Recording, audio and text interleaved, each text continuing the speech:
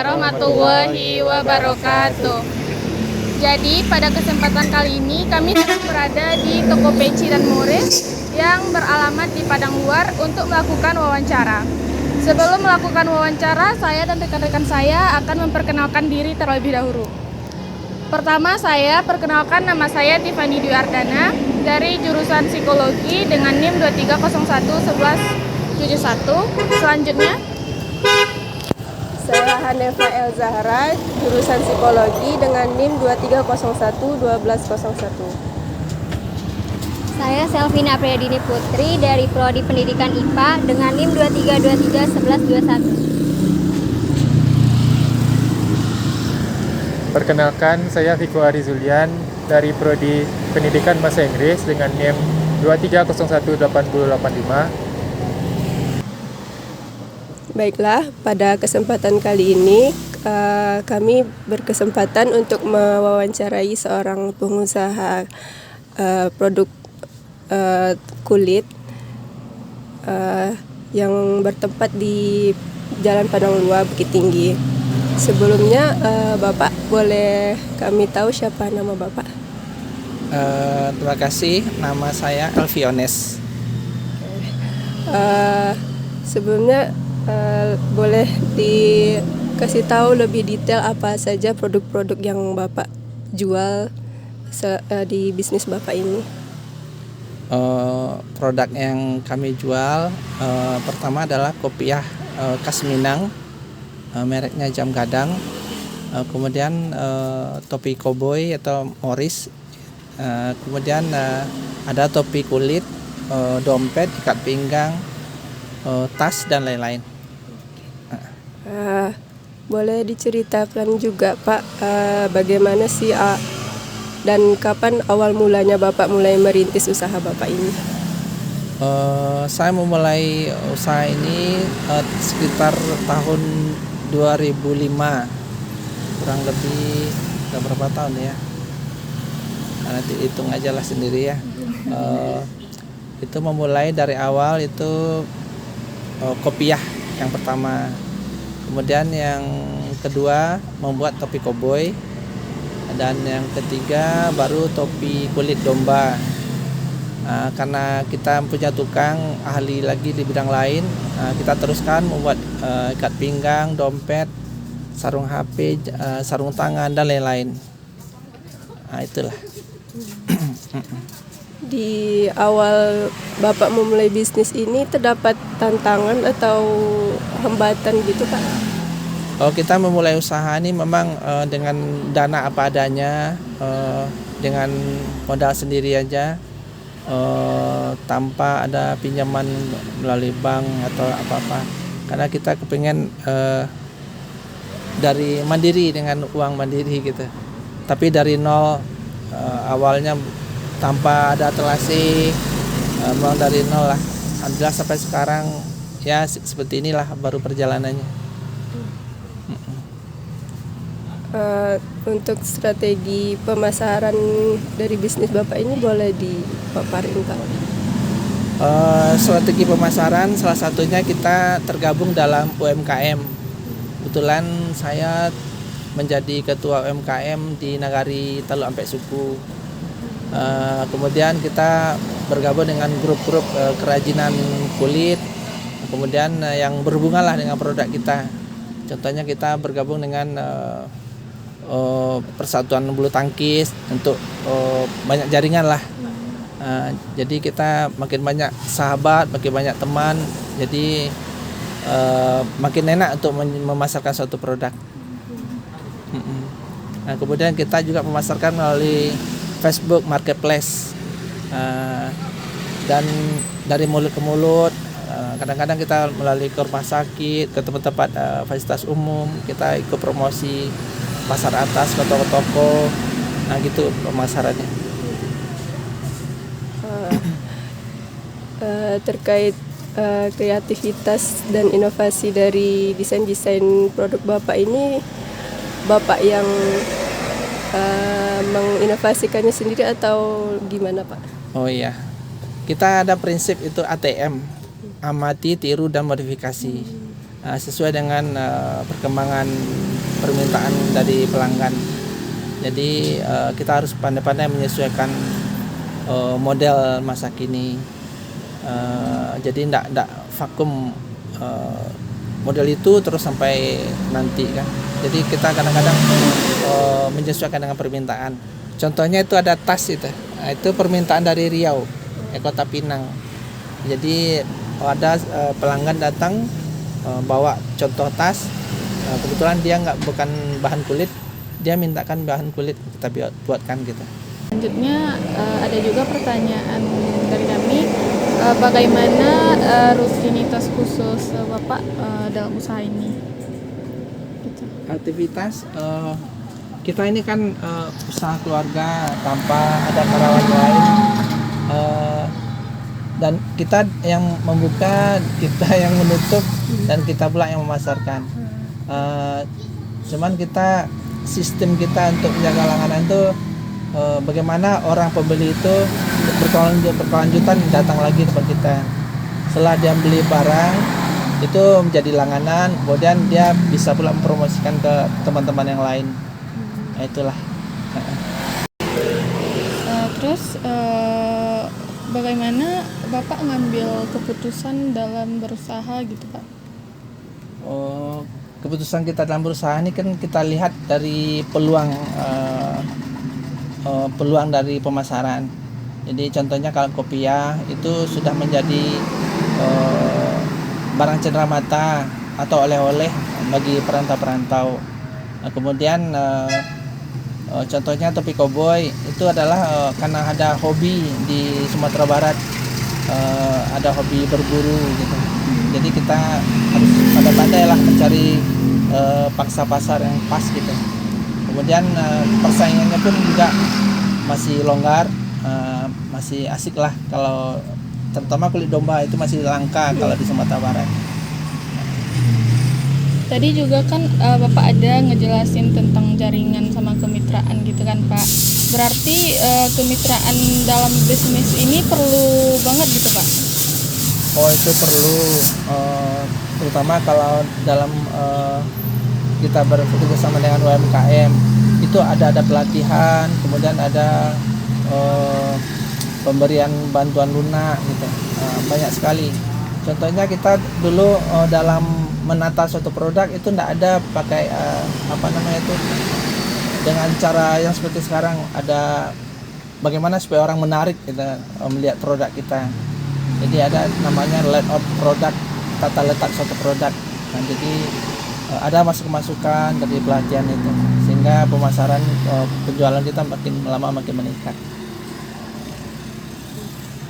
Terus tadi Bapak juga ngejelasin kalau usaha ini ada juga timnya gitu Pak, ada tukangnya gitu. Bagaimana strategi Bapak dalam membangun dan mengelola tim tersebut Pak? Kita memang mempunyai beberapa tukang, tapi tukangnya kita tempatkan di rumahnya masing-masing, dan kita mendesain suatu produk sesuai dengan permintaan. Kemudian mereka bikin sesuai dengan keinginan kita. Kalau memang sudah cocok baru kita produksi massal. Kecuali dengan produk permintaan tertentu. Nah, contohnya kayak tas atau dompet tertentu itu tidak kita bikin massal, sesuai dengan PO aja, sistem PO. Dengan catatan mereka sudah bayar separuh baru kita bikinkan. Pertanyaan selanjutnya Pak, bagaimana Bapak merencanakan untuk pertumbuhan bisnis jangka panjang Bapak? Untuk meningkatkan bisnis kita jangka panjang, kita akan mencoba memperbaiki kendala yang ada. Contohnya masalah keterbatasan produksi kita. Setidaknya kita harus bisa meningkatkan produksi untuk yang akan datang. Sekarang kita punya contohnya topi kulit domba itu kapasitas produksi paling banyak sehari itu 15 buah. Jadi untuk menjaga kualitas kita tentu mencari tukang yang ahli di bidang itu. Jadi kita akan berupaya untuk mencari tukang-tukang lagi yang ahli, setidaknya ada samalah kualitasnya dengan produk yang sudah ada. Begini tuh. Kalau Kalau dari Bapak sendiri, strategi untuk bisnis Bapak ke depannya itu gimana, Pak?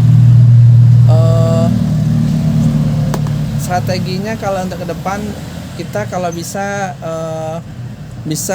mengetahui siapa ketua UMKM Jawa Barat, ketua UMKM Jawa Timur, karena berkaitan dengan bahan baku. Kemarin ada kendala dalam pembuatan topi kulit domba. Kita kan membeli langsung ke penyamakan kulit. Itu kan penyamakan kulit udah jadi. Katanya bahan bakunya, bahan mentahnya kosong katanya kan. Jadi saya udah coba tanyakan ke forum UMKM Sumbar. Sampai sekarang belum dibalas-balas sampai sekarang. Katanya HP-nya hilang lah semacam kan. Jadi dengan adanya kita kenal dengan forum UMKM Jawa Barat, Jawa Timur, otomatis link kita makin besar, makin berkembang. Jadi kita bisa untuk pengadaan bahan segala macam. Nah, itu mungkin strategi ke depan. Kalau dalam bisnis ini kan pasti ada hambatan, Pak. Dari Bapak sendiri, cara ngatasi hambatan itu gimana? Hambatan sekarang ini yang kita ketemui adalah mungkin tempat kita agak kesulitan untuk parkir. Karena kita agak sulit di tempat yang agak keramaian, macet. Mungkin kedepannya strateginya kita harus punya galeri yang bisa parkir bus atau wisatawan lah. Kedepannya gitu perencanaan. Kalau panjang umur, sehat badan, mudah-mudahan itu lampi strategi ke depan.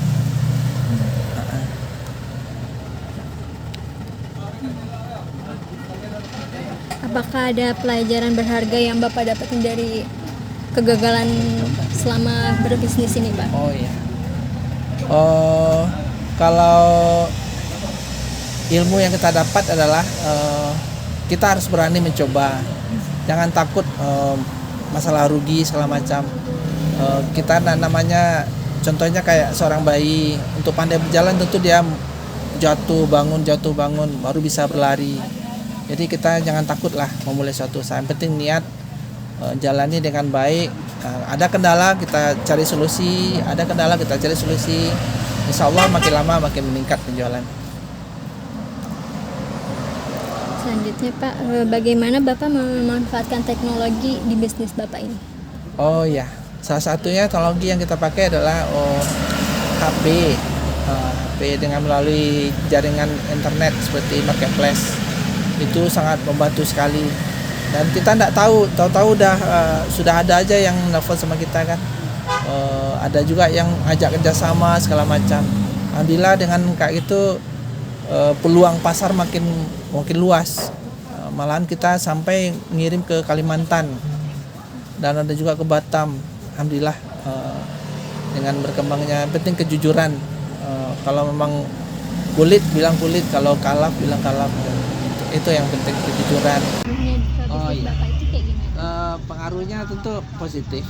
Makin lama produk kita makin disukai sama pelanggan kan, calon pembeli. Jadi semakin ada inovasi gitu kan.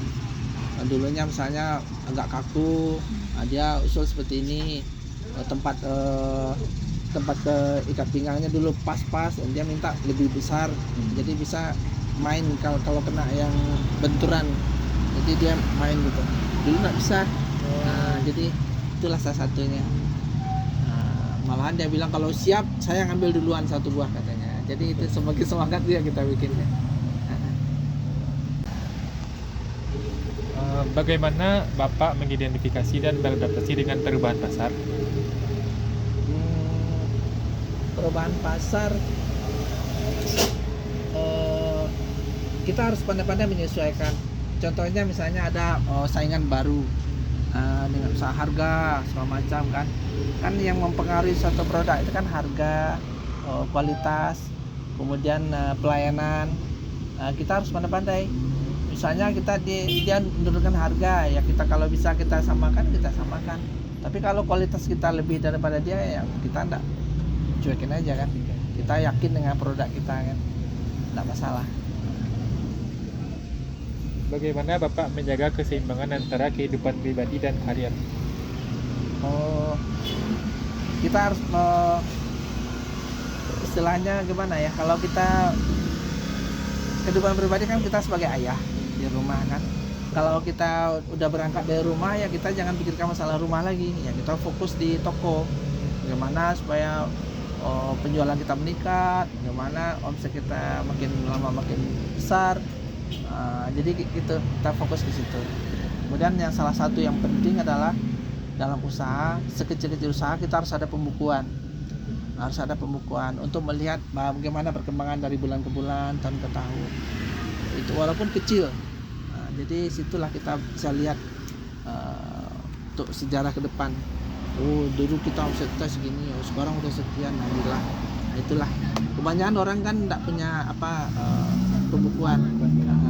Kemudian kami juga punya buku khusus untuk pelanggan. Misalnya ada datang dari Duri atau dari Riau, kita minta itu data. Namanya siapa deh? Oh, ini kita minta nomor HP segala macam. Kalau ada produk baru, kita nanti share sama dia kan. Karena kan kalau dia udah berangkat dari sini kan dia di perjalanan nggak ingat lagi tempat kita kan. Di mana kita beli kertas kemarinnya lupa kan. Nah, jadi dengan itu kita kemudian kita siapkan juga kartu nama. Jadi orang-orang yang jauh kita kasih nama kartu nama. Ini dek kartu nama, kalau siapa tahu mau hubungi lagi silakan. Kita bisa kan kirim melalui JNT segala macam. Jadi dia lama-lama berlangganan sama kita. Itu strategi. Apa nasihat utama yang ingin Bapak berikan kepada wirausaha muda? Pantang menyerah. Kita harus belajar. Dalam usahanya tidak begitu susah. Belajar aja dengan orang yang berhasil, itu udah berhasil kita. Tapi kita harus berusaha itu harus sesuai dengan passion kita. Apa yang kesukaan kita. Bukan masalah pendapatannya besar, keuntungannya besar, jangan. Tapi kan kita nggak nikmati usaha kita itu nggak akan maju-maju. Jadi saya prinsip seperti itu. Penting kita happy menjalani dan kita banyak teman. Jadi kalau udah happy itu kita insya Allah makin lama makin berkembang. Apakah ada hal yang Bapak harap jika mengetahui sejak awal memulai bisnis? Maksudnya deh? Apakah ada hal yang Bapak harap? Dia membuat lagi. Apakah ada hal yang Bapak harap Anda Bapak ketahui? Apakah ada hal yang Bapak harap Bapak ketahui sejak awal memulai bisnis? Yang diketahui Ya. sejak awal. Yang seperti saya bilang tadi, kita memulai bisnis ini kita lihat dulu prospeknya apa. Di sekitar kita ini kebutuhannya orang apa, seperti yang kopiah itu, kopiah khas Minang, kemudian untuk topi kulit topi koboi, karena budaya masyarakat ada berburu, kemudian budaya orang Minang pakai kopiah khas Minang, terutama untuk barali, menikah, kemudian ada istiadat. Itulah yang menjadi motivasi kita untuk usaha ini. Oke, sekian wawancara yang kami lakukan pada kesempatan kali ini.